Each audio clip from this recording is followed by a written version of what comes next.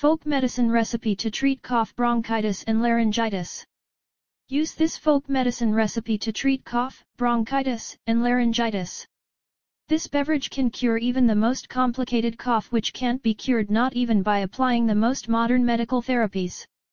Ingredients: 250 ml of organic milk, 1 tablespoon butter, 1 tablespoon honey, 1 egg yolk, 1/4 teaspoon of baking soda. To prepare this drink, you should first boil 250 ml of milk.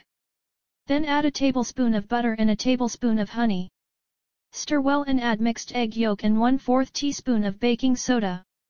This is a very effective folk medicine that cures bronchitis, laryngitis and tracheitis in children and adults. The medicine should be taken at bedtime at least 5 days in a row. Also, here is one amazing and healthy recipe. This is excellent and helpful remedy for slime, secretions, excretion. 2 tablespoons of olive oil, 2 tablespoons of lemon juice, 2 tablespoons of water, 1 tablespoon of honey. Mix it well and drink it.